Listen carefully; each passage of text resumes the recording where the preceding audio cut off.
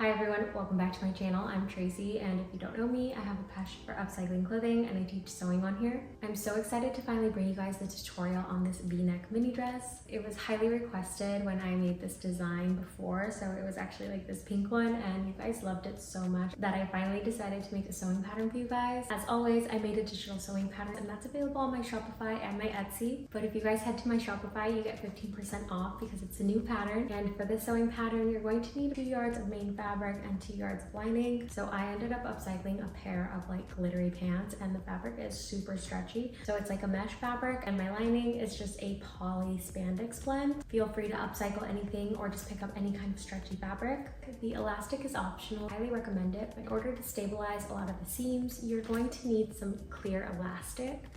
So I used a 1/4 inch clear elastic, and it prevents the seams from stretching over time. Came in a pack of 10 yards, but you need about 5 for this dress. For this dress, I pretty much just used an overlock machine, but feel free to use your regular sewing machine. You can buy the stretchy Miller thread, which is designed for regular home sewing machines whenever you're sewing stretch fabric. So I hope you guys enjoy the tutorial. I'm upcycling these pants, so I just start by removing the waistband, cutting out the side seams, the crotch seam, and the inseams. But you can go ahead and just grab your fabric, and then once you figure out your straight grain, you can just take your pattern pieces and lay them out. So I'm just cutting out my bodice pieces, my yoke, and my skirt pieces, so don't forget to cut out your lining and your main fabric. On all of the pattern pieces, I indicate how much of each piece you need to cut out. Don't forget to mark all of your notches, and I really love using a rotary cutter whenever I'm cutting stretch fabrics just because it cuts it so clean.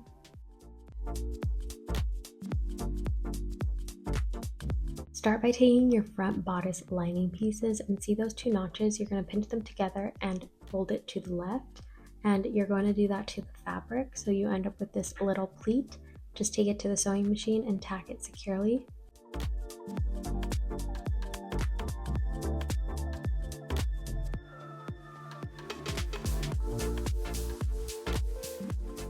Take your front bodice pieces, the main fabric ones, and you can see that after you gather the bottom and the top of that pattern piece, it's going to fit perfectly on top of the lining.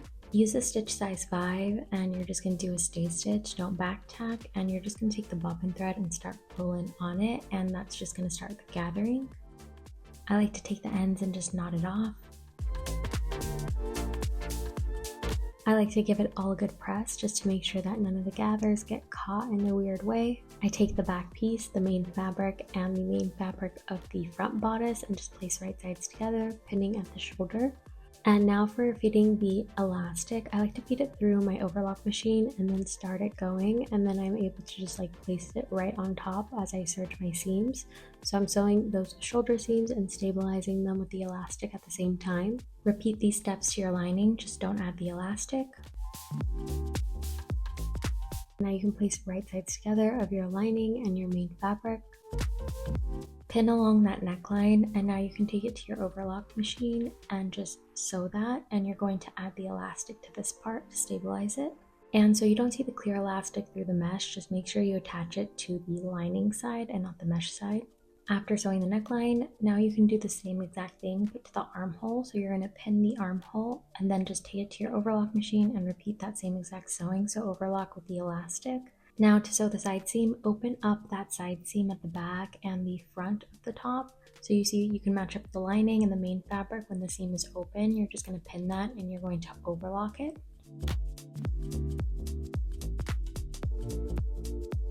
And you have the really nice finished side seams. And now what I like to do is just pin the bottom of the underbust along the bodice.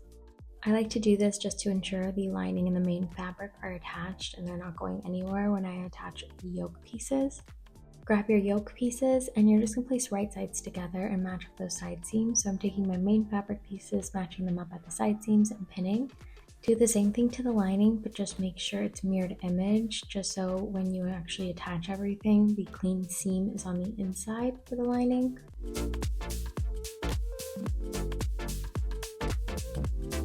Now take your main fabric yoke, which is the mesh piece, and your bodice, and now you're going to just place right sides together. So I like to take the bodice and wrap it around the yoke until I get to the center front. So I'm just pinning from the center front until I get all the way to the other side of the center front. So when you get to the center front, you're just kind of matching those two ends. Don't overlap, just have them touching right next to each other because we're gonna have that deep V. Take it to the overlock machine, and you're only going to attach the stabilizing elastic to the front part of this bodice, not the back, so only attach it to the front. And now to clean finish that underbust, you're going to take your lining yoke and place the bodice inside of it. So you're pretty much just sandwiching that bodice in between the main fabric yoke and the lining yoke. Just match up the right sides of the lining to the right side of the lining on the bodice, and you should be good. Take it to your overlock machine and sew that all the way around.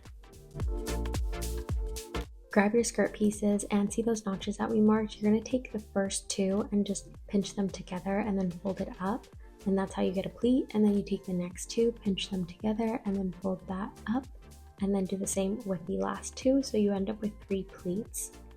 Repeat this to both the main fabric and the lining of the front and back skirt pieces. Take all the pieces to the sewing machine and just tack down those pleats. So I just do a regular stitch and back tack.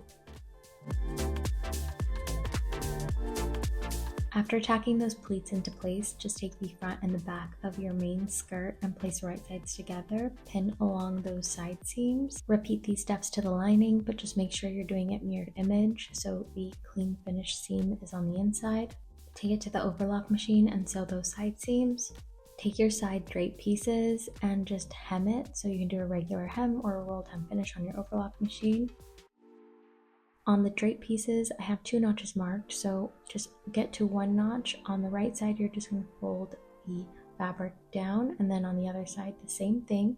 Just make sure the short side is actually facing the side seam and the long side is facing the other side of the skirt. So see the short side, you're going to just pin it and have it hanging like this, and you're going to repeat and do the same thing but mirror image it and pin it along the other side. So it's just going to like kiss at the side seam, and it's going to hang like that. Place it on your main skirt on the side with the pleats, and then you're just going to pin it at the top. So when these pieces get sewn, you're only catching those 2 inches of the fabric. Pin and just take it to your sewing machine and tack them into place.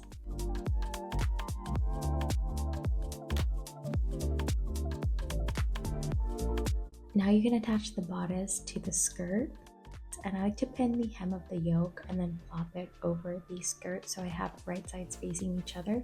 I like to match up the side seams and pin all the way around.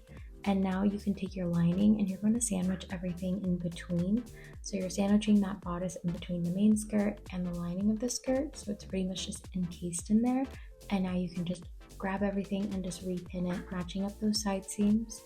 And because there are so many layers, I like to take a needle and thread and just baste all these pieces together. It makes it so much easier when I take it to the sewing machine and overlock.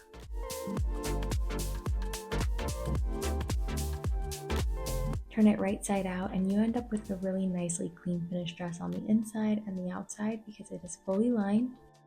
You can leave your dress this length, but I like it a little shorter and I just want to do a ruching effect at the side. So I'm just taking that clear elastic and stretching it as I attach it to the side seams. And this gives it a little bit more of a gather and tightens up those sides. For the hem, I'm just overlocking it and then just folding it up 1/4 inch and doing a top stitch. Don't forget to remove some length from the lining just so it doesn't peek through. And the dress is finally done.